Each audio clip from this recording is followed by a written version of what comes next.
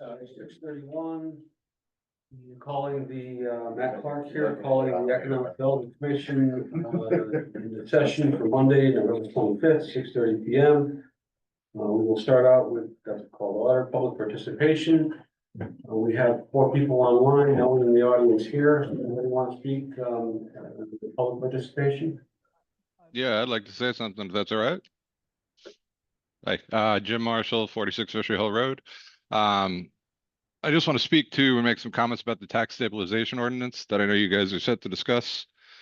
I'd first ask that you guys, as you continue this discussion, that we be clear and make the distinction between a tax stabilization agreement with a specific entity versus the overall implementation of a town ordinance that would grant the Board of Selectmen the ability to actually enter into such agreements.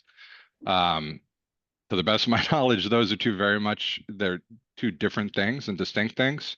This whole idea was really driven by the battery project. So I'm going to start there and then we can go to a larger purpose. I'm very strongly against any tax stabilization agreement for the battery project.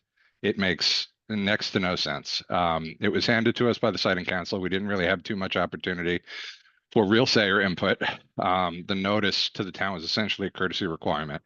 But to the larger point, to the best of my knowledge, the project is not really producing any meaningful impact to the town above and beyond some commercial tax base boost in what is otherwise a residentially zoned area. It's not spurring any new job growth. There are no jobs associated with it. It's not going to spur any related associated businesses. It's not going to stimulate the larger economy here in town.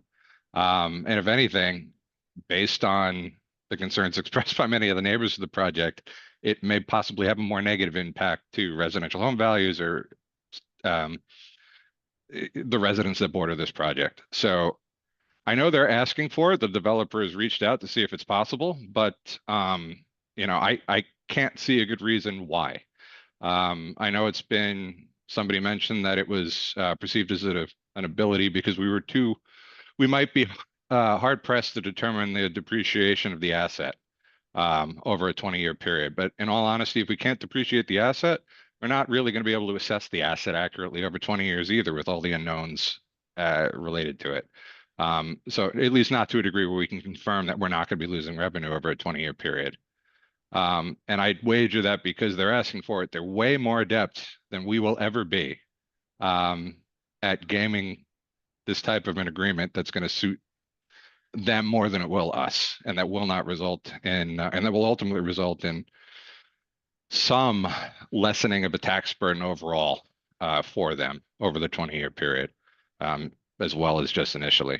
Thank you for that. Do you have anything else on other issues? Sure. Yeah. I mean, I want to talk to the overall ordinance at large too, Matt, because as a tool for desired business growth, resulting out of that, the strategic planning effort you guys have, if it's focused in a way to drive desired business growth, not just a catch-all, then it might be advantageous. But you can't go into the rabbit hole like you all did with the SDZ, where it was a regurgitated regulation. It wasn't specific to Willington. There was no outreach to the community to let them know what this really entailed. It didn't focus on a specific region in town. It was all encompassing, could be spot zoned anywhere. And there were no safeguards in place, no limits by right as to what could be pursued, which is why we got a 1.5 million square foot warehouse. That should never have been allowed to even be an application on the table. And I'm sorry for this in advance, Mike, because you're probably going to be in the middle of conversations on this, is having to enact this policy on behalf of the town. But you guys really need to work with with PZC. If this produces if the strategic plan produces meaningful growth sectors, work with them. Define where those areas should be. Create a targeted type of abatement or leveling strategy that would incentivize the businesses we want to see in town, not just a catch-all where you can do whatever you want over a 20-year period. It should be approvable by the Board of Selectmen and the Board of Finance, so it's not subject to the political whims of any current legislation or administration rather. There's just a lot more thought that needs to go into this, and I know it's being discussed pretty gung-ho. But it takes some thought, a lot more thought than we've given the past regulations when we're creating stuff from scratch. And I really hope we can get there. But as far as the battery project goes, there's really no business for us to do it. We need tax revenue now, quite frankly, not not leveling over 10 years. We have capital needs that aren't going to wait that long. And there's really no advantage to us to do it. So I'd urge you to strongly not consider it for that purpose, but please do have the conversations for the larger ordinance. And thank you for thank you for letting me ramble, guys. Thank Have a you. good night. Yeah, any other, let's see, we have EDC, welcome Cheryl, thank you. We have James Marshall, I think that's all of our public participation. In terms of commission business, the first item for business that we have on our agenda tonight is tax stabilization ordinance. The purpose of the tax stabilization ordinance is a long-term ability for the town of Willington to stabilize taxes for new development in our town that will increase our tax base. The battery storage unit, as Mr. Marshall just indicated, project is the first test case, if you will. There are many towns in Connecticut that have tax stabilization ordinances and tax stabilization policies. The economic impact of that battery development project in our town as proposed is a $60,000 per year stabilized approximate increase in our taxes. I think that's about right. Mike, you can comment on that. It's about right, yep. So the purpose of having this on our agenda for tonight is to let everyone know that I'm going to be attending a meeting in East Windsor, with the first selectman there. They have a tax stabilization ordinance that they have used to promote commercial development in their town. And the purpose or the mission is to understand how it works. What is it? How it works, how it was approved, and what their experience has been and how we might apply it to Willington in the future. I think that's a pretty good summary, if you will. We're not going, this is not gung-ho at all. This is the first part of the process to try and figure it out. What are people doing? What are towns doing? What are other towns doing? How does it work? How is it approved? That kind of thing. So, Pete Tanaka will be joining me in East Windsor for that. So I see, Jim, you have your hand up. Go ahead. Yeah, sorry, just that you jumped in with East Windsor, Mike, and to the best of my ability, they have a tax incentive program. It's not a tax stabilization or leveling. It's a tax abatement. And we keep using this as a reference. They have the ability to reduce taxes for the first 2 years of a plan up to 50% or something like that. That's the only thing I saw on their relevant town website. If there's something different, that's great. But that's the type of thing I'm talking about. We're referencing policies that are not what you say they are. Okay, hold on. Let's have a conversation. Yeah, sure. Is it a tax abasement policy or is it a tax stabilization policy that is in East Windsor? They have both. They have a tax stabilization that was signed for the large solar projects cited by the siting council. So the structure of that agreement is, I think, what prompted your interest in meeting with them. Right. So I do not want to have abatement policy, James. Yeah, if stabilization is specific to solar, Matt, that's one thing. But if we're going to have an agreement that reduces taxes, or has the potential to reduce, that in the short term, that has the potential to reduce tax burdens or spread them out over, it should be incentivized. It should be incentivizing. The whole purpose is to spur growth. So if you're going to do it, focus it. That's the only reason I'm saying. And this solar project is really not, there's no advantage to the town for it, in all honesty. So So I that's think, my- I think I'm from my, not, pers- go from ahead. my perspective, there are advantages to the town for tax stabilization policy. On an existing planned approved project.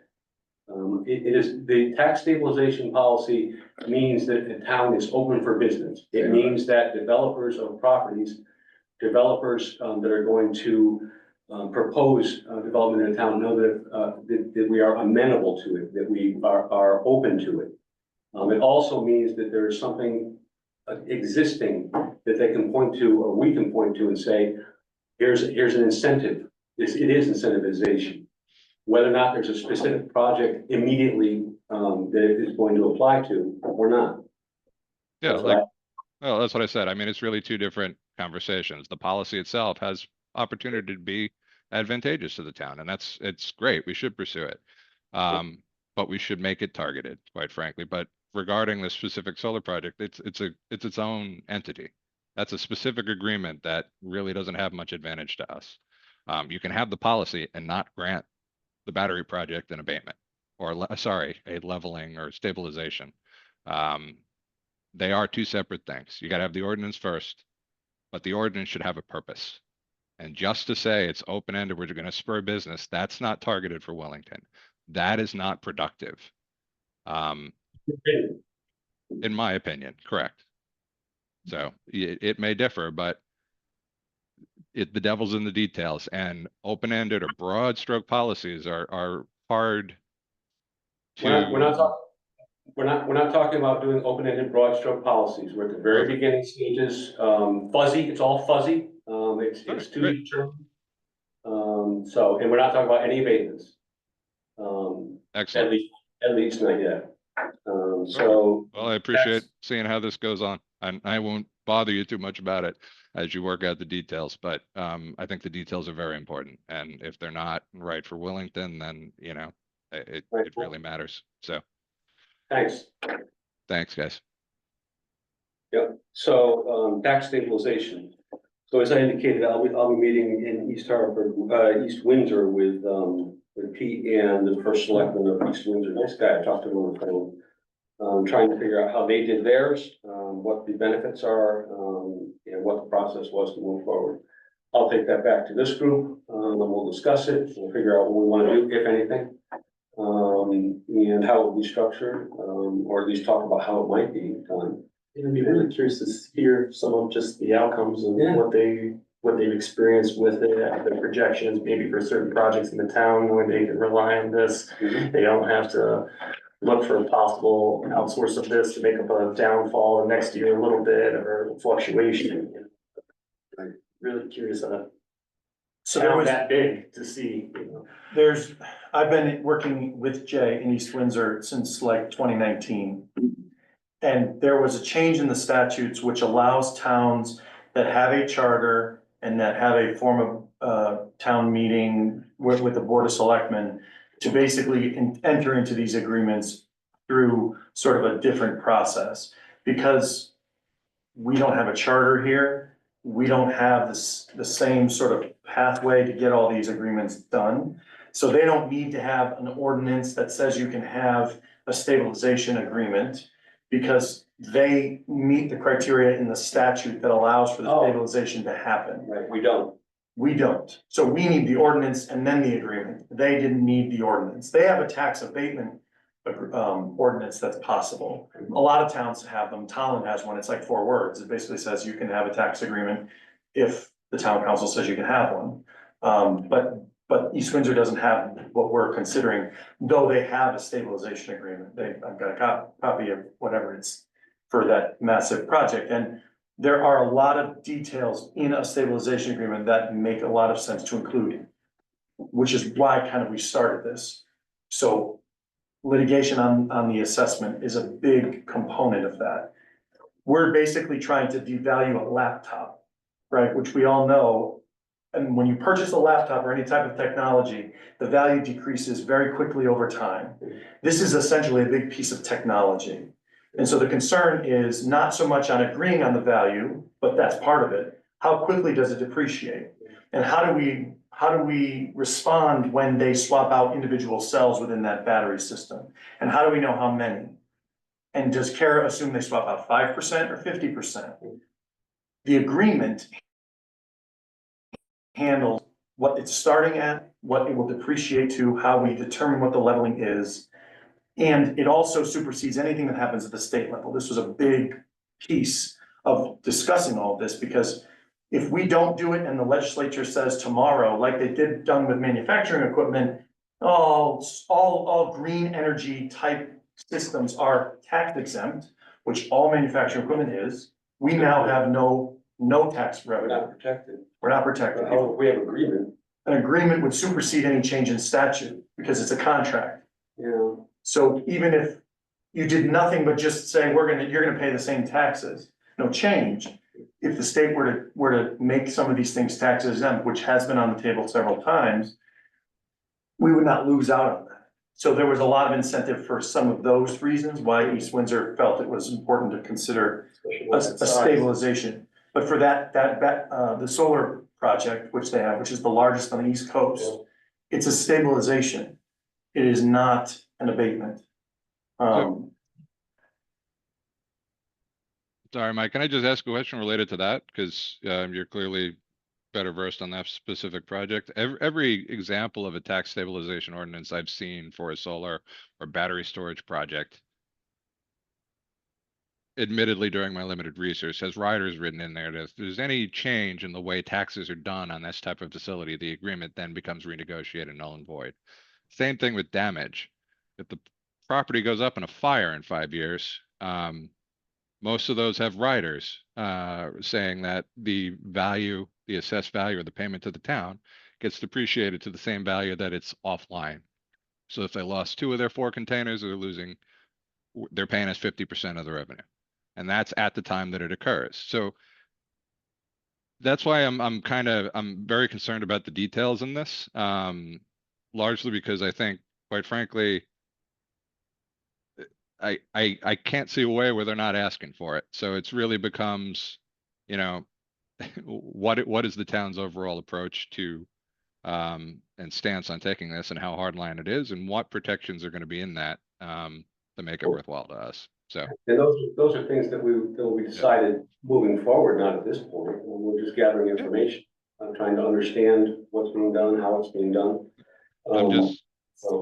And then also, my opinion differs from yours, Marshall, in that I don't think it's a good idea to receive as much tax from a commercial development as possible upfront in year 1 and have it decrease every year.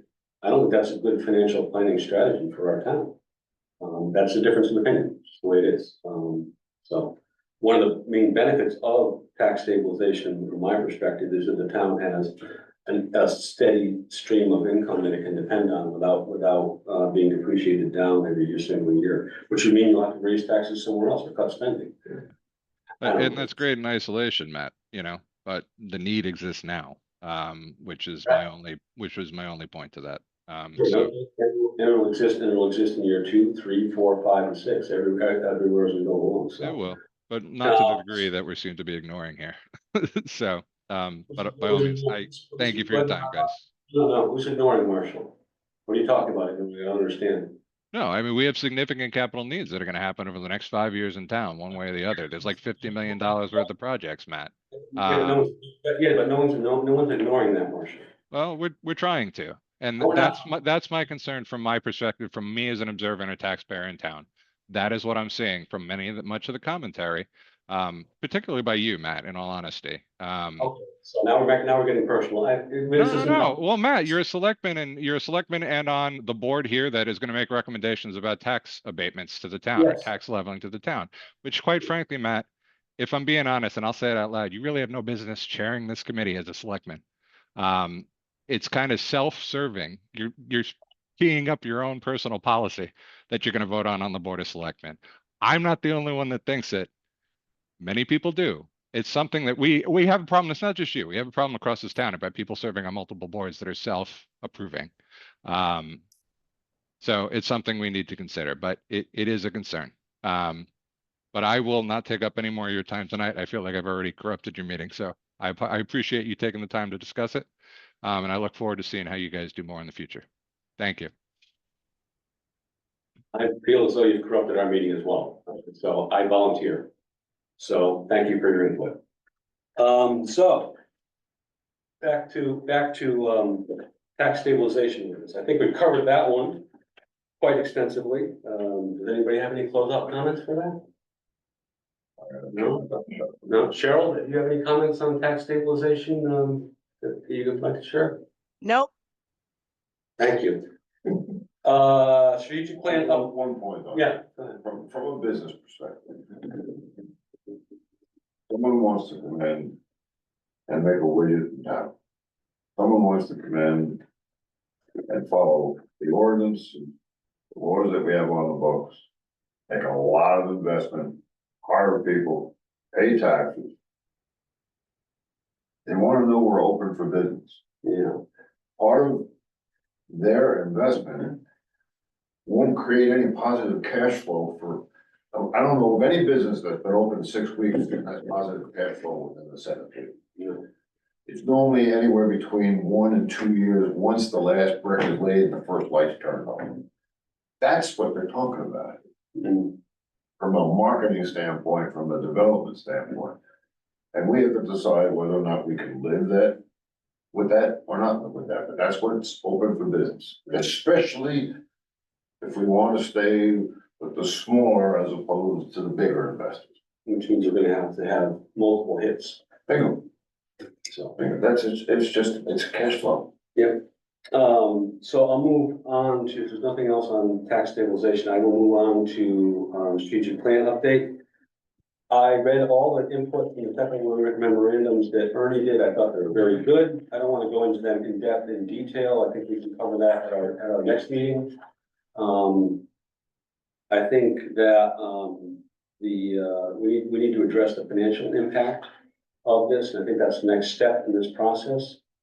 I know, Mike, that you had a conversation, you and John had a conversation with Ernie about financial inputs and financial impact, and that he wanted to gather information from us and from other players in town. Can you help us understand what his needs were for that a little bit, so we can discuss it? Yeah, and John can jump in if I'm going off the rails, but really what he's trying to do is understand some of the nuance that exists in Willington with certain structures. We've sent him the org chart, so he understands kind of how everybody fits together and who falls under what. He's looked at the budget and the information online. You know, we have a board of finance here and CIP committee versus the board of selectmen, you know, operating in that way, et cetera. But what he's really trying to understand is if there's any, anything that he needs to be keyed in on from an operations standpoint that really only somebody sitting in this building, if you will, would understand. So is there something that Donna understands from the budget with how they carry something, or some big, huge payment that's gonna hit, or a bond that's gonna come off or come on? If is there a big investment that Troy, you know, knows is happening, or some big shift, if they recommend that you were to build a Six Flags? Right. Well, boom, if you were to do that, we would need, you know, for example, I just heard, you know, Mansfield just commissioned a new ladder truck that they needed to fight fires at the apartments that are being constructed. That came at a cost of $1.4 million. Right. They are getting those tax revenues and some other things, right? So that the juice is worth the squeeze in their mind at least. But the point is that he's trying to understand is if he pulls on one lever, does that then commit to something else? And so he feels like someone like Troy or Donna or someone on board of finance, there are certain people involved in the town government from the finance standpoint that would really help him make sure that he's being completely aware of all these things so he can write those recommendations with clarity. I tried to kind of explain to him the nuance of Willington and the structure, and, you know, to say that we operate with a skeleton crew overstates the number of people that we have to do anything, but, you know, for Troy to come to your meeting, that means our public works group goes down by 25%. So I think what he's looking for is, you know, someone that can speak openly and honestly about some of these things. Whether that's Donna, whether that's what's his name, Bruce Lawler, or someone on CIP, somebody that knows the budget, understands how those things all shift. And it's, okay, well, if we pull on this side, we're gonna have this, you know, over here that's gonna happen. Does that make sense, John? I rambled, but I don't know if I covered it. Yeah, no, I think that's exactly it. Because I mean, Ernie has, I think, a pretty good sense of the revenue side of new developments. You know, in terms of real estate prices, in terms of grand list growth. But what he's really trying to understand is the other side of the balance sheet, and he, I think, probably suspects or maybe hopes that there is some more nuance or some more detail that the town has available to them if he just asks the right questions. But as Mike said, it's there's not a lot of there in. No, it's not a lot of there. I think he's searching for information and a level of analysis that we don't have really. Yeah. You know, but it's important for him to go through that exercise, I think, so he can at least say, I have the whole picture, you know? So help me understand here, folks. Ernie's not roadblocked at this point. He's still moving forward, correct? Yeah. Yeah, he just is looking for us to set, you know, to kind of, normally what he would want to do is come down to me with like a finance director and a public works director. And so when he started talking about the information, I said, I just, again, I don't think there's really much more. How do we get him what he needs, or how do we give him something else that's gonna meet his needs? So I think that if you think there's other people that, you know, we can key him into, then we can facilitate that. You know, if we want to just kind of start, we can always have him, we can just connect him with Troy and with Donna, and we can let them kind of work out that information. And if he feels like it's not fruitful, then we can try to say, well, you know, maybe there's a board chair, maybe there's somebody else that we can get you connected to. But we can always kind of start there with that. I think it would be like, oh, by the way, the town just voted to construct a new school. That's not on the budget anywhere, but it would have been a good thing to know if it had gone in that direction. So I think that's what he's hunting Does he have for. the CIP plan? Yeah, he's got the budget. He's already gone through that. You know, he's dug through all the information and all the most recent and the previous plans that are on the So website. if we have him in to do a workshop, with the group of us, and we can do that, right? I think that he's really looking for sort of a one-on-one discussion where the person could speak very freely and openly about what they understand, the circumstances of the budget to be. Has the finance person recommended to the Board of Finance that they do this, and the Board of Finance is absolutely not interested, but the finance director is saying, I think this is the way we need to go. Board of Finance disagrees. If we did this, here's what could happen. I think he's looking for those. He did that when he interviewed business owners and people around town. Now he's just looking on more of an administrative level. Right. To kind of justify certain things that maybe some of the people were actually saying. So Right. validate and. Troy's been telling Board of Finance, I could cut our fuel consumption in half if we switched to propane vehicles or natural gas. He's looking for, I think, that operational nuance that only the boots on the ground will really know, is my guess. All right, so I guess next steps here are he's continuing along. Yep. Maybe next meeting we can have. What is gonna be the result of his discussion? What does he want to find out with regards to, you use the terminology needs analysis? What does Ernie need to complete the strategic plan? Or at least have momentum? What does he need? Is it how many, what it costs per student to go to E.O. Smith? That stuff I think is available. I think fundamentally, he's feeling like, how can I prepare a strategic plan for a town and give you these this analysis and this data-driven sort of projection if I don't sit down and have a heart-to-heart with your finance director? I think that he's just at that point. He wants to make sure that when he sits here and he presents this whole plan, he can say that he has put the time into talking to all those stakeholders. And in his mind, the finance director is that person. Not in our town. And right, so I tried to explain to him how things kind of work operationally and that some of those strategic decisions really aren't made. In a large town, the finance director is an executive level position that sets strategy and course and mission and stuff like that. Right. I'm done, it's wonderful, but that's not what she does. I mean, she does blocking and tackling all the administrative and all those things. She's treasurer. Not making those strategic Right, sort of visionary decisions about how we're gonna Right, make right, fundamental right. approach to right. things. But is it possible you just can't grasp the concept of how small we actually are and in relation to Yeah, other places he's worked, and like, no, there's gotta be something, you know, like. which is how we got to the org chart. Yeah. The org chart sort of helping show that Donna is a staff person that supports the Board of Finance, but isn't making those fundamental course change decisions. That's coming straight out of the Board of Finance.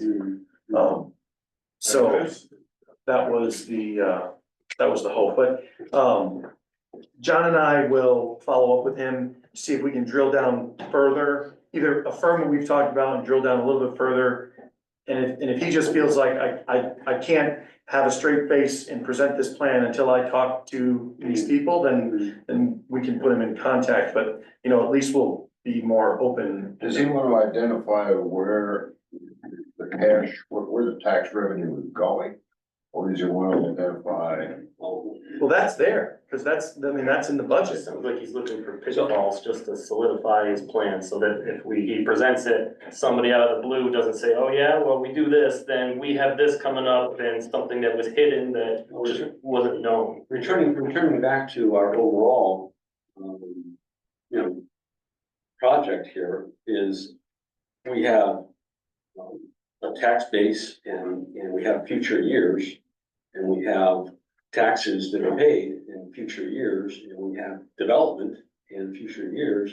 And if we don't have development, we're gonna have to raise taxes. So I would like to see some kind of a chart that says, here's where we're going, here's the budget, here's another. Worst case, most likely. Yeah, here's what's gonna happen, and this is the gap, and this is what we need to fill with development.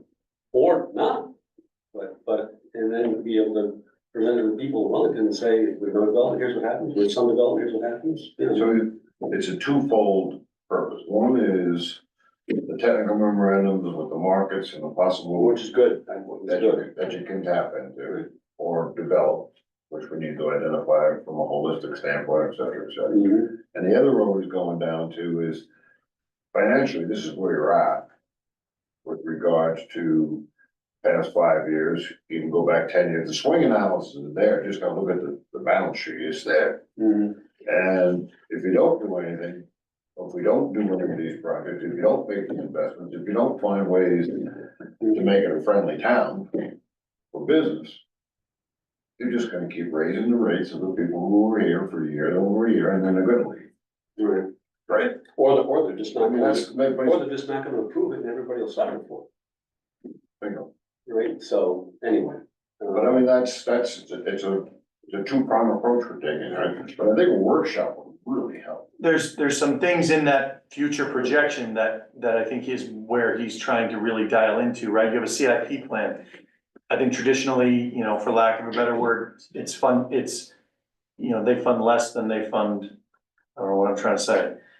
Things are generally sort of pushed off if they can be, right? You don't just fund everything in year one when you're in year one and vice versa. So if CIP were changing how they were funding CIP plan, we're gonna fund everything starting whatever. We're gonna fund nothing. There's gonna be some big bond commitment. We have a school project, a roof project. Some of those big things really will impact that graph, because if all of a sudden, oh yeah, year two, we're gonna have to hit this, we have this huge hit coming, where we have to do this thing, and oh, okay, now his projection's bad. So I think he just wants to make sure that all these things which we know. By the way, that's what James Marshall brought up, which was, but we have a lot of capital needs in the town. Right. And I won't pass any kind of comment on that, but those should be included in our trend line. Right. And look at, okay, this is what's happening. So that should be a result of what we're talking about. Yeah. So, all right, you mentioned workshop, and I agree with Bill, a workshop would be helpful. Let's just talk for a moment or two about exactly what that would be. I just think we need to have a meeting of the minds with Ernie, in a conversation about what this output will look like, and make sure that he has the information necessary to generate that. Do What do you, you think? Well, I agree, but I also think we need to have facilitators who are gonna be involved with the recommendations of the strategic plan and how it's gonna be implemented, or how it's gonna be developed, or how you take it from a snail's pace to at least we're looking at things. How do you get that done? How does that happen? How do you go out and find someone who wants to invest in Wellington? And where do you place the public check? And is it what market? It's the ideal market. What is the ideal market? There's a lot of things that can be done on the land use side. That comes from conversation. Yeah, but it takes sort of a firm commitment amongst a lot of people. So, you know, if there's a general consensus among the boards and commissions that a tax stabilization agreement is what is helpful to being business friendly, then you gotta go through the process and get the ordinance passed and have it in place. There are organizations, we just did it in Bolton and got it hit, and we, you know, done it all over, we've done it in East Windsor. There's an organization called Advanced CT, and they have a certified sites program. If you've got a site that's supported for development, you can provide a bunch of information, and they will list it, and when they're trying to bring people to the United States and to Connecticut, they'll use that site. But you gotta be willing to move forward with the development. And so, you know, Jim talks about the SDZ being this one size fit all that we copied and pasted from East Windsor, which I will continue to say is not the case. We submitted Willington and East Windsor for a data center project that the state was trying to bring to the United States. And the criteria for that site only had maybe 6 or 8 in the state that met. East Windsor had a site, Willington had a site, Ashford had a site. We didn't submit Ashford, but and so we wrote that regulation to facilitate, if you look in there, what would ultimately have been a data center. We had a meeting with the P&Z, we presented the entire idea to them. This is what it's gonna be, this is the idea. I reviewed the project criteria of the state blast, but here's what we're looking for. And that's how we move forward with the SDZ. We were going after the same project. That was what it was for. And every single developer that has looked at the SDZ approach has said, we love it, because we can choose when we take the risk. Smaller company who doesn't want to take the risk up front. By the way, correct me if I'm wrong here, but it worked exactly the way it was supposed to work. It was voted down. Right, I yes, mean, the people, it's not like we facilitated something that was. no, The entire process worked exactly the way it was supposed to work. they were coming, whether we had the SDZ or not. They saw the SDZ and went in under the SDZ, but they were coming no matter what. They had already, the site was on the market. They just were watching to see what happened, and they were deciding, do they come under the SDZ or not? It had nothing to do with the SDZ. I don't know how many times I can continue to say that, but it had nothing to do with it. But there's good commitment by the PZC. If you have a site that's right for development, that's in your POCD or your strategic plan, and everybody agrees that it's one of only a few shots you have, there has to be a commitment there for them to support the right project, not any project. You know, there's a lot of things that kind of needs to happen, because if the state brings a project to you and you can't get it together, then you're probably not gonna see another project. Well, we want to get on the short list for consideration, and in order to get on the short list for consideration, you need to decrease slightly the amount of legwork and expense for proposing, so that we're in the ballpark with other places, or else our taxes, or else we'll have no development, or very little, and our taxes will go. Yeah. I mean, am I wrong about that? I don't know. I mean, I think.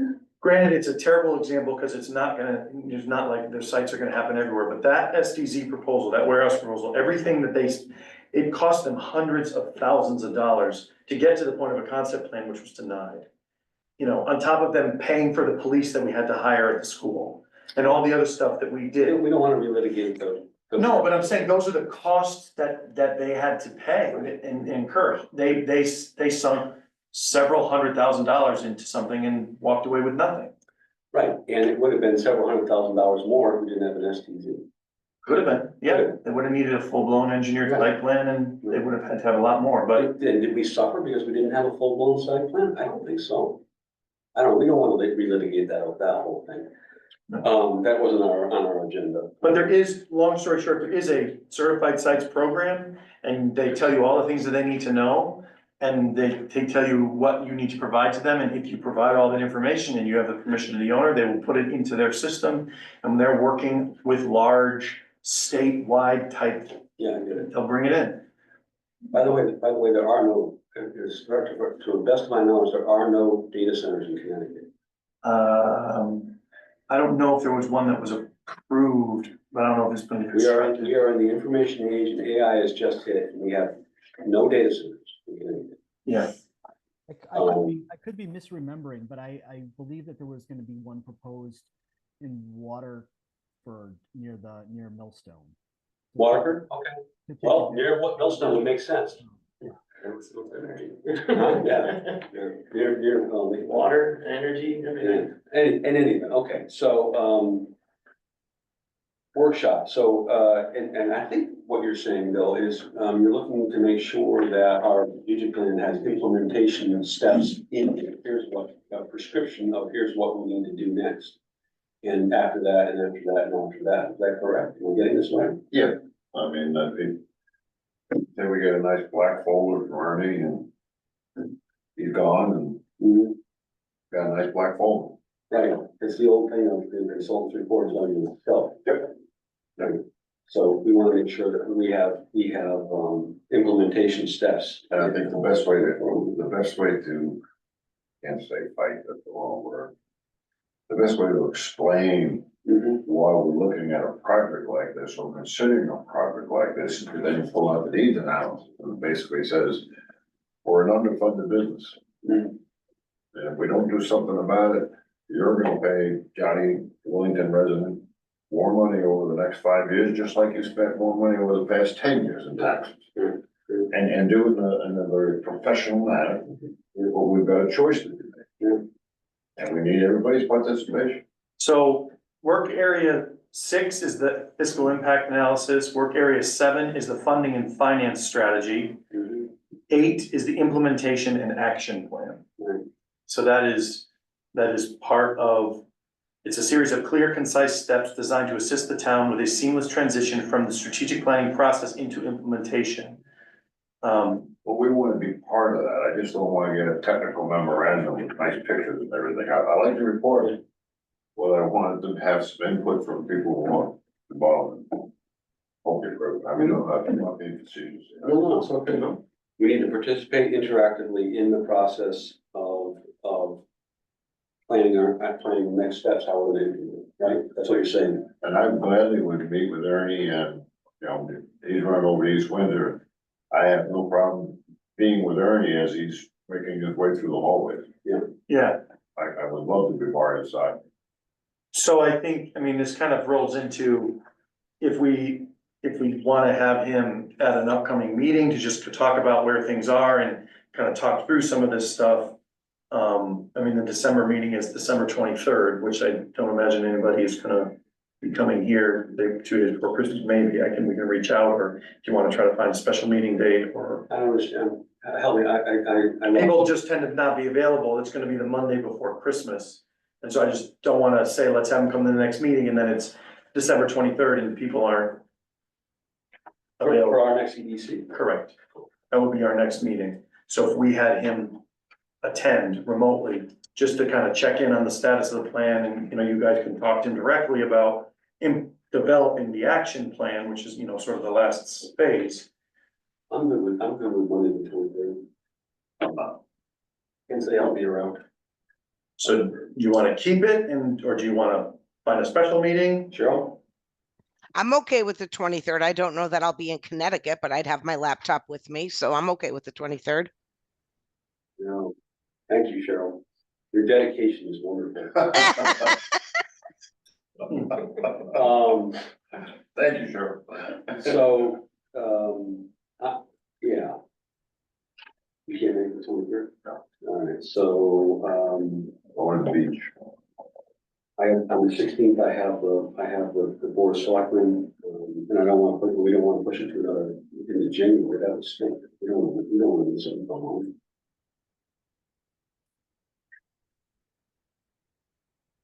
Yeah, that would I'm gonna head it out, but I don't want, but I don't want you to, but we benefit from your input, I don't want that to happen either, so.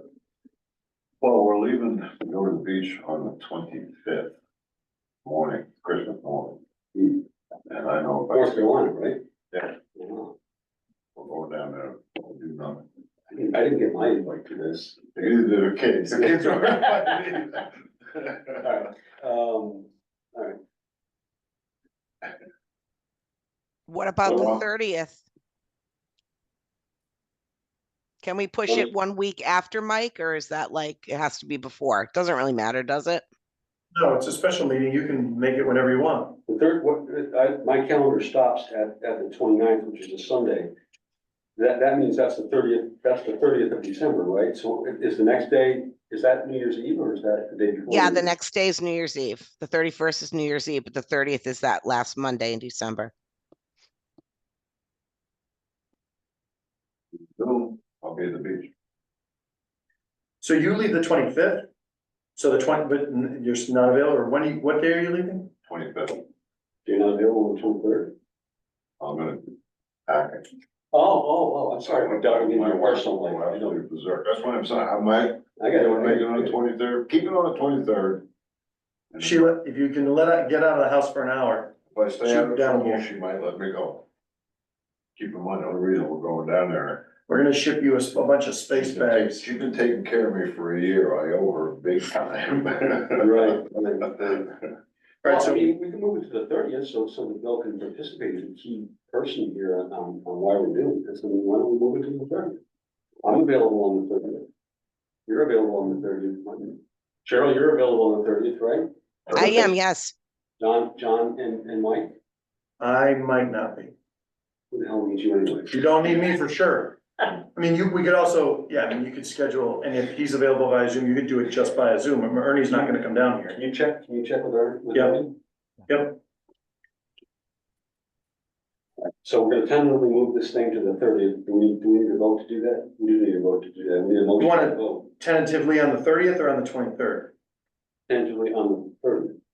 Everything can zoom in. Okay, so that'll be, I have to be a virtual, because if I'm not here, there will be no one to do all this stuff. All right, well, that'll be virtual. I'm okay. You're okay? You're okay? Cheryl, you're okay? Yeah, I'm fine with Fine. virtual. I'm fine with virtual. Right, you're virtual now, so. Exactly. All right, so this is virtual EDC. Can someone make a motion to change our, December 23rd EDC meeting to, December 30th? For a virtual meeting only, or I'll make a motion to change our schedule for the December meeting from, December 23rd at 6:30, to, December 30th at 6:30 for a virtual meeting only. I second the motion. Right, Chief, second, all in favor, say aye. Aye. Okay, so it's moved. So that's good. And you'll check with Ernie to make sure that he can take it? Yes. By the way, let's just, on a contingent basis, I mean, I wish we could just simply say, if Ernie can't make it, we'll keep our regular meeting, but we just changed. Well, so that you voted to have a meeting on the 30th. Yeah, What, the 23rd is the regular meeting, which happened before. You didn't vote to cancel that. So if he can't make the 30th, then we will not hold the 30th meeting and we'll just keep the 23rd. If he can, then we'll cancel and it. so you'll issue, if Ernie can't attend, you'll issue a meeting cancellation for the 30th. Right, and and we'll have the regular meeting on the 23rd. Oh, I moved from the 23rd. The motion was to move from the 23rd to the 30th. Right, John? Yeah, that was you said motion to move the meeting from the. Yeah. 23rd. You want to say just contingent on Ernie Bleinberger's availability? Right, so let's rescind what we just did. We're gonna change it. We're gonna make another motion. We're gonna make a motion to change the meeting from the 23rd at 6:30 to the 30th at 6:30, contingent on Ernie at Strategy 5 being able to attend on the 30th. Correct? Correct. All right. I just made the motion. I'll second. Cheryl seconds the motion. All in favor, say aye. Aye. Aye. Is that good, John? I think we're copacetic here now, right? Okay. I got them. All right. That segues into our next topic, which is 2025 meeting dates. I serve, as has been pointed out in our meeting, I serve on the board of selectmen as well, so I'm only available essentially every other Monday. And my work engagements prevent me from, doing other days, unfortunately. So I'd like to see if we can continue on having Mondays at 6:30. Open to what the rest of the group thinks. Cheryl, Bill. Works for me. Yeah, it's fine. Yeah, it works for me too. So, we will, so Mike, how about if you, You want to keep it at 6:30? say, I think so. Okay. Where the rest, everybody else think that? That's good to me. Good for me, yeah. By yourself, Mike. Well, we're, the town hall's here. We've had a couple of snafus with other, like board of selectmen or somebody moves their date because of a holiday. But, you could move it up to 6 if people are hanging around or if it's too much of a rush. 6:30 works, we can just keep the same date, same time, and we'll I'm do, all for consistency, let's keep Okay. it exactly the same as we could. It's okay with everyone else, that's fine, good. You're not, you have, You want a motion, you're gonna have a motion to maintain the schedule of fourth Mondays yeah, at 6:30? so I'll make a motion to, continue our, EDC meetings, at 6:30 on, once a month on, Mondays.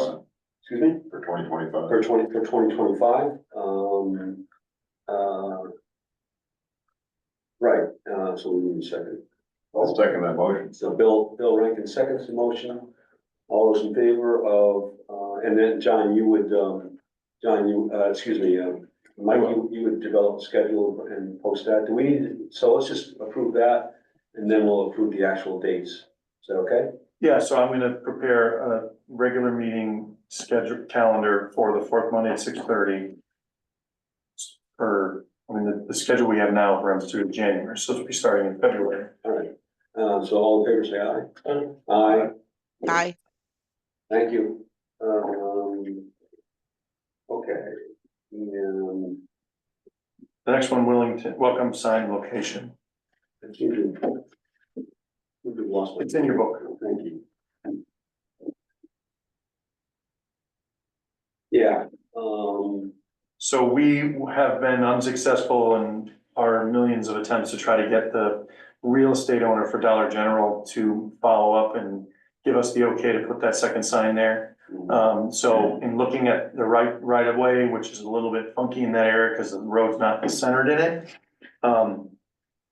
We identified, looks like John is screen sharing, in front of Phelps. Can you zoom in on that by chance, John? It's kind of small on our end. So we reached out to the owner of Phelps Plaza to see if they'd be interested and willing to let us put it there. So it'd be right when you come over the train tracks on the right, there's like sort of a grass area there. It'd be out of the right of way, so we don't need DOT approval. They've been pretty responsive and the owner of Phelps Plaza has. yeah. Can you bring that thing up again, John? Yeah, give me a second. Sorry, it was embedded in an email. Let me Bring it up exactly the way it was. I think if you hold the control button, it might let you scroll zoom, John. no, hang on.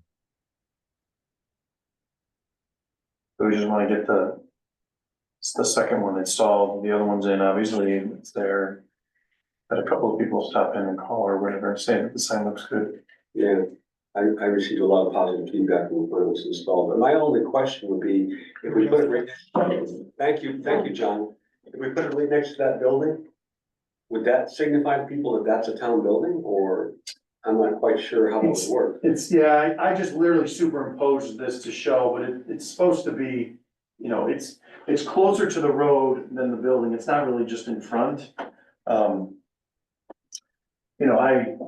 Oh, provide, if we shared an image like that with the owner? That's what we sent, and so the next step would be for us to stake it out so everybody can see what it would look like. Okay. It's like, put some stakes in the ground, you can go by. By the way, I think it's a wonderful location, I it do worked great. too. I was gonna say, I almost like it better than in front of Dollar General, Oh, I do too. because It's like, great. that's got a, it's got a little character, come over the train tracks Yeah. a little bit, it's a little kind of, Yeah. not like Willington, Dollar General, right, kind of, I mean, The hard part is softens it a little bit. the right of way comes up almost to the building.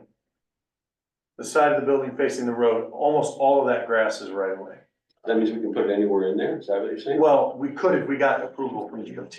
And you'd have to go. We have gone outside of the right of way. We have an agreement that the property owner signed so that we don't have to get their state approval. Yeah. So this would be slightly forward of the building this way, but right on that right of way line in this corner. Just, but far enough back that the train tracks and all that signalization and stuff that's there doesn't get in the way. Kind of on an angle. We can't do it and then just ask for the review this later. We can do it and not ask at all. But, yeah, there's a little bit of artistic creativity in where the rendering shows the sign gonna be. Yes, okay, so, let's take this offline and. No. But, so we'll hope to hear back from them soon and That's then great. put it in the Good, ground. good work. Thank you very much for doing that. John, if you were involved in that, thank you for doing that. And then, that's the sign location. So, yeah, how many signs do we have completed? Two. We have one installed and that one will be installed. And then we have, one, but two more or one more? That portion of the budget was pulled. Right, but it was pulled, but originally our plan was two more or one more. I think that the plan was to do 2 per year, and I think it was 4 or 5 total, based on the major gateways, you know, all the major. Yeah, staff, you know, coming out of Stafford, Ashford, so. Right, that's so, that we're coming into budget season. And I would like to be able to, resubmit for, our, budget, and it includes, one of our signs in there as well, so. We'll sit down in March for that, February. It'll be due, it'll probably be coming up in the next month or two, Yeah, the requests. so it's gonna be zero, it's gonna be, the request is gonna be zero. Zero-based budgeting, and, you know, we got cut, last one, unfortunately. It would be nice to have, you know, signage for our town. What do they cost per sign? Excuse me? What do they cost per sign? We bought it, we did it all together, because it was just because they were the design and fabricate all of them, so it was 5,000 total. Mhm. For the layout, fabrication of both double-sided signs with the wood and the gold leaf, whatever the packet, and then installation. So I apologize, I'm confused. I don't know if you're confused, Mike, but I'm confused. So we paid for how many signs? two double-sided, so there's 4 faces, but it's one double-sided sign in 2 locations. Okay, so that was budgeted and completed. Yep. Okay, And so that's what this is. Right. This is the second sign that was Got it. completed, not Got it. installed. Right. Because the contract includes their installation. so moving forward, it would be buying one or more new signs and installation, but the design is already done. Right, so I don't know if we would just cut it in half and they would charge us half the price for one sign Can you or. reach out to Jeff and find out what it is to construct, only, one, Sure. and then we'll include that in our budget. Does everybody agree with that? Cheryl? So it was 5,000. What did you for- ask, Matt? I'm sorry, spacing. So we're talking about signage and welcome sign location. We've completed the budget item, the agenda item for sign location. I'm talking about now moving forward for next year. We would like to be able to install one more sign, welcome to Willington sign. And in order to do that, we need to have a price estimate from Jeff Prusak to produce one more sign. Yep. I'd like to be able to do that, and then, so next year it would be the question of finding the place and telling Jeff, go make one. Yeah, Right. sounds good. It may not pass, they may delete it again, but, we'll see. Yeah, we can get a quote. All right, anyone from sign location? Let's cross that off. 25 commission goals. Take the big one for last. I put this on here, just because obviously at some point in the near future, you know, the strategic plan will be over and there's gonna be implementation items from that. But I didn't know if there were other things that, you know, the commission wanted to start thinking about as far as planning for what we should be doing in 2025, something that we've done, you know, in, other towns that, was moderately productive, but I think more so served a very strong purpose with the recipients was we did a business only survey. So we drafted a survey, we put it together very short, not complicated, multiple pages, it was in paper. And we mailed it with a addressed postage paid return envelope and had them fill it out, stuff it. And while we didn't get a ton of feedback that was like, oh my God, we're so surprised. We learned a couple of things, like one specific area in this town has an industrial park, they really struggle with data. So their internet reliability is bad, and that's a huge issue now, not having strong internet service. But a lot of people basically responded, we used it as kind of the two-part. One, tell us what you think, but also, here's our contact information. We love this, Harvard calls it like a one-stop, where you call us, we come to you, we learn about all your problems, and we tell you exactly what you need to do. Whether it's a building permit, whether it's this, whether it's that. So we also use it as a bit of a PR to get them our contact information, so that if they ever have questions or issues, they have a card and they can call and set up an appointment, and we'll make ourselves available to the development. That would require, that'd be a budget item, you would be requesting. I think that, so the way that we did it is that we took the commercial real estate information from the assessor, we pulled out all of the in-home businesses and excluded them and sent it to just the bricks and mortar. I think we could cover that with our budget. I mean, between planning and zoning and this, I think we've got enough. We're not talking hundreds and hundreds of dollars. Yeah, so this would be printed on a regular printer. We would just print it here. Yep. We have one of those, we don't have to buy those. Nope, we have envelopes, and then we would stuff them. There's actually 2 different envelopes. So you'd have to fold up. Yep, but a lot of feedback was positive, and we just appreciate that you actually reached out. Even if we don't have anything to tell you, we're really glad that you decided to care. The feedback we got from Lenny. And what kind of brought me back around to it is your comment or your observation from speaking with some of your business interviews, where they feel like they frequently don't get a seat at the table. Hey, by the way, we dump our taxes on you because the residents are the ones that vote and you have a silent voice. So at least giving them that opportunity, I think if nothing else says, hey, we're actually thinking about you, even if we get nothing from it. So we're not talking a huge expense. We're not having to put together a workshop at the library. Like, this is not a big thing, and we can see what we get from it. I think that it's something worth considering. May not go, but this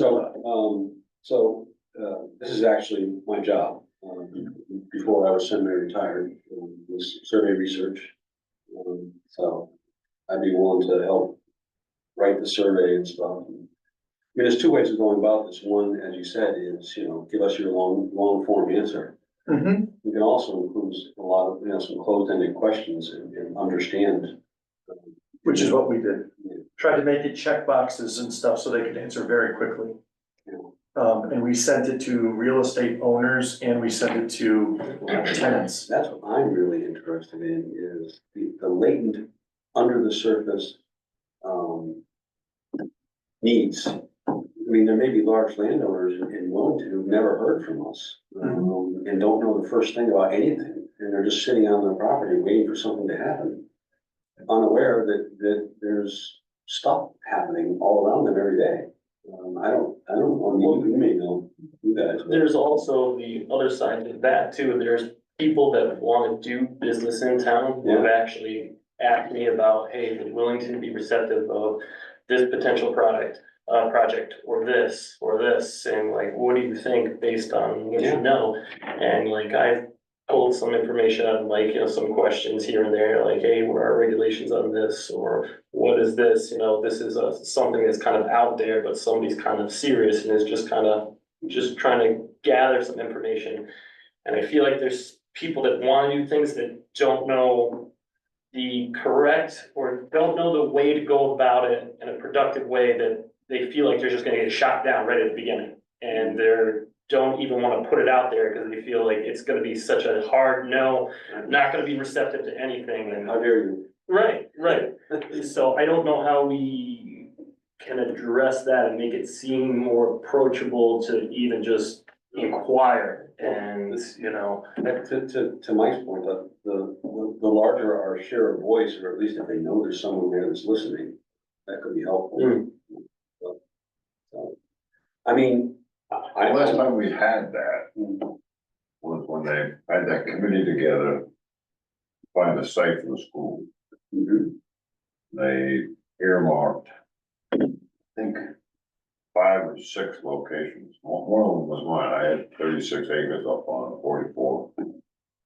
But I mean, that was the last time I can remember them involving real estate owners in town for a project. And I think it's a great idea, you know, you got a lot of next generation farmers who are sitting on all this land that they're not using. It looks pretty, they may not want to, but the fact that you're reaching out. And is, that's how I got involved in it. You know, I got a little 3x5 yellow card telling me my taxes were going up, and I came down here and had a meeting, and next thing you know, I was on the finance board. Right, and the rest is history. There are some people I'd like to have.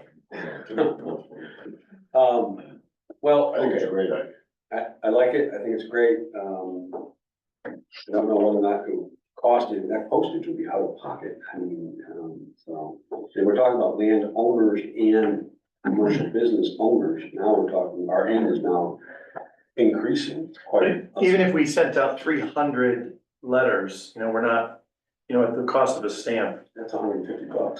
Yeah, that's, I mean, we have, because you guys don't pay for a recording secretary. Because John so eloquently does the minutes. Thank you, John. Right. Thank you, John. But we also have, you know, we also have some mailings and some project related items in the land use All right, office. I'm good, I got it. So, all right, I think it's good. I would urge each of us, Cheryl and Mike and Bill and myself to, and Samantha, to, each of us think about goals for 2025. We have our, I would think, let's try and come to our next meeting with some written down goals that encompass what we already know we're gonna do or want to do. And, First and foremost, I think we ought to keep the momentum going on the strategic plan. yeah, You could also think of problems. If you think of, if there's an issue that you think is existing that we need to solve, we can figure out a solution to that problem. And then, you know, to the extent there's overlap with PZC. and then I think we should aim to have, you know, approved goals for in January. I guess Mike, what's the present status of the SDZ? And there isn't one. There is, I mean, we basically pulled everything out except the title, just to keep a placeholder. We put a lot of work in. sure did. So I also think it's necessary, you know, does that go hand in hand with finding an industrial park in town? Like I say, this is suitable for an industrial park. Well, I don't think it goes hand in hand. I think they're two separate things.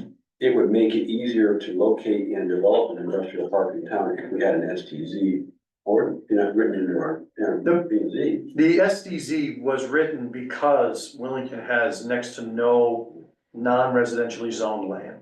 We have the industrial zone, which is essentially FedEx and Becker's piece around it.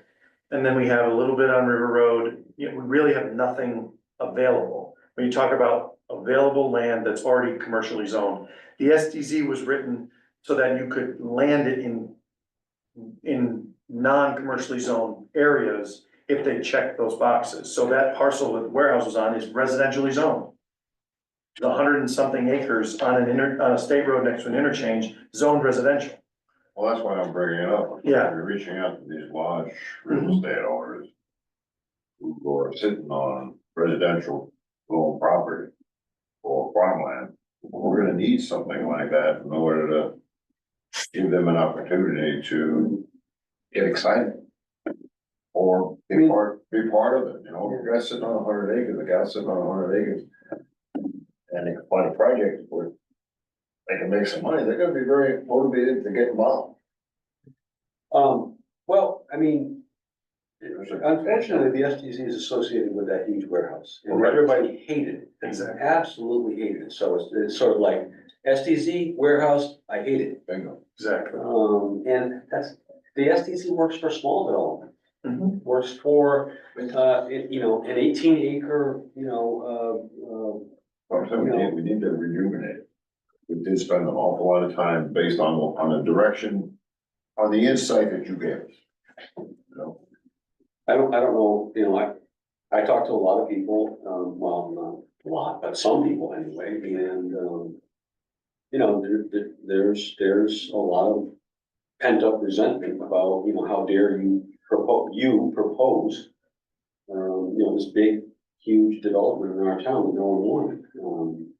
And it's like, it isn't that the EDC or the STZ or the B and Z proposed anything.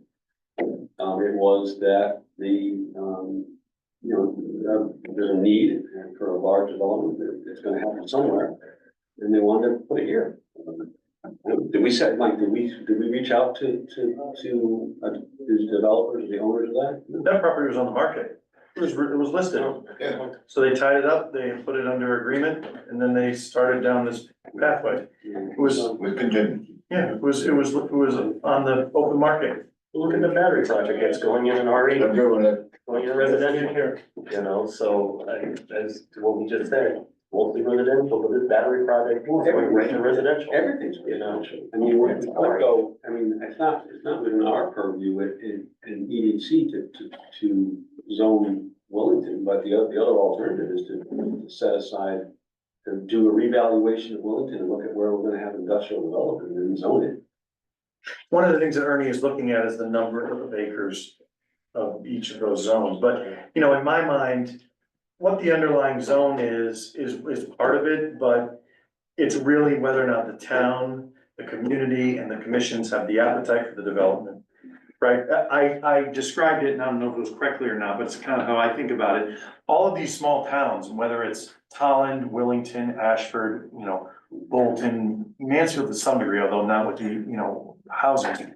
You're like on the side of a screen, and you're just trying to grab these projects as they go by. If you don't grab them, they'll keep going, and other people are grabbing them too. You don't sit there and say, okay, well, I'm gonna put my fishing net out there, and now the project's gonna come right on in. That's not how it works. We can have the best regs, we can have the best zoning, we can have the most eager community and eager commissions. It doesn't matter if the projects don't show up. So really, the reason that we wrote the SPZ the way that we did is so that it could be nimble to respond to whatever the hell came to us. We didn't know what it was, which is why it's there. And then it came to us and it worked. And then the process moved forward and we had our hearings and stuff, and then people voted, no, we don't want it. Right. It worked.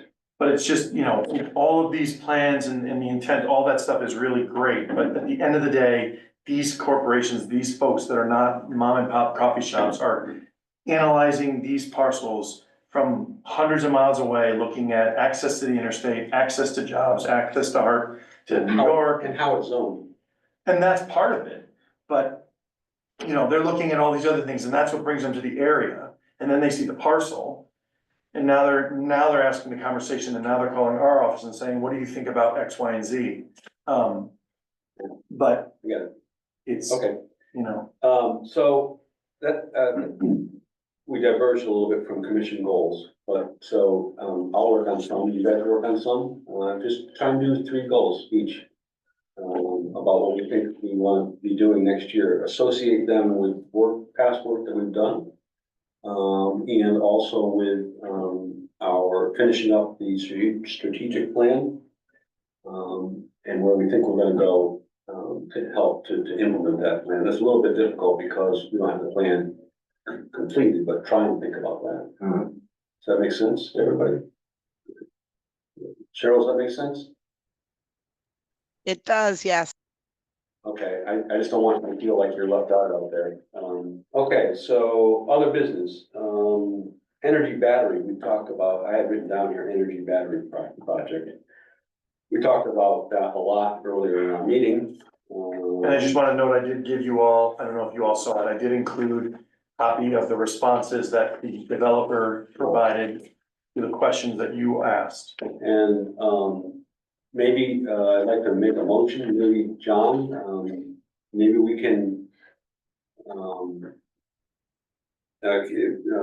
is there a way to incorporate these, into our minutes for this meeting so it's available to the public? If I make a motion to attach this to our meeting minutes for this meeting, and then this would be included in there, and then people would have access to it, is that okay? Yeah, Mike, I'm sorry, what's the document that you're referencing? The document is the responses from the battery developer. 2-page email, John. Okay, yeah. Mhm. Okay. I can send it, the formatting if we want it, because we want to keep all these links, so I can like PDF it, so all the hyperlinks that he provided. stay intact. Yeah, I mean, this essentially, let me just explain it, at the close of our last meeting, the developer of the battery project Keystone or Key capture. Key Capture Energy, took a picture of my notes and wanted to answer the questions that they weren't able to answer during the meeting, from the public. And this is their responses that they provided to us. I'd like to make a motion that we include these responses from Key Capture Energy alongside our minutes for this meeting today, so that it's available to the public. Good point. I second that. All right. All in favor, say aye. I, Cheryl, I think you just said aye. I I said did, yeah, yes. So that's unanimous. Thank you, everyone. And this was pretty comprehensive. I thought it was pretty good. So, then reports, correspondence, we covered this On some other correspondence. business, Yeah, go ahead. Mike, when you and Ernie, like I said earlier, with that financial impact analysis, and I'd like to be part of that. Yeah, well, I don't think he's gonna do anything until he comes before you, since it's 3 weeks away, but I'll let you know what he's gonna, either what stage he's at or what he's planning on doing as next. If he wants to, I even, when John and I met with him, I suggested that someone else might be there to kind of help facilitate that discussion, kind of maybe extract some of those things out of whomever the third person is. So it might be good for, you to be a part of that. So I'll keep you posted when we follow up with him on that. It's all why you introduced it, Mike. Okay, no other reports or correspondence, is there? No, All right, so, I'll make a motion to approve the minutes, that John, extremely quickly put together from our last, meeting, at the senior center. Mike seconds, all in favor, say aye. Aye, and thank you, John. I,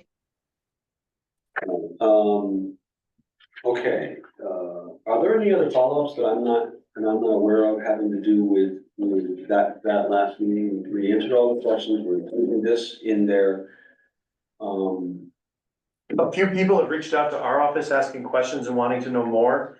I've explained to them in, short versions of what I understood the answers to their questions to be based on I've shown them how they can find all the information on the Siting Council's website, and I've given them the link to the recording, which has everything that was asked, everything that was answered. It has the full screen share of all the slides. So we've just tried to, maybe 4 or 5 people reached out. Yeah, I think some people are very, I mean, again, this is out of order, I apologize, but there was a comment made at the very end of the last meeting that said that people can expect a 3 to 5% decrease in their home value. Because of that development. That's an opinion, I guess, but that was based on, solar, what happens when the solar projects go in, which solar projects are large scale, many solar panels, huge in a field somewhere next to your house. This development is very different. It's in the middle of the woods that you can't see. It was a quarter acre, half acre? Half acre. No lighting, No lighting, no parking lot, no. The project is that size. The parcel is, I think, Yeah, around 60. yeah, 40 or 56 acres or something. Basically, gonna be 4 acres disturbed total, if I remember right, but the containers were gonna be on approximately ½ acre. Yeah. So, anyway, all right, beating that one to death, let's move on. Public participation, I don't see anyone other than committee members, on our call. There's no one here in the office. I would like to add good and welfare if I could. Would that be okay with you guys? The tree, if anybody sees this on YouTube, our social services department has put a tree outside the door. You can pick up one of these little things. And it has the needs for presents for Christmas for one of our people in town, some of our children in town. You just pick one up, you buy what's on it, you put it underneath the tree outside the doorway, and it's a wonderful way for everyone to participate in the holiday cheer. And, other good and welfare, anyone? No? Carol? No, I did that. I do that every year. Grab the Oh. thing off the tree. Yeah. Yeah, I think we already knew that, Cheryl, so thank you. All right. Motion to adjourn? Motion to adjourn. I'll second the motion to adjourn. All in favor, say aye. Aye. Aye. Thank you, Cheryl. Happy Thank you, gentlemen. Thanksgiving, everybody. Thanksgiving. Enjoy.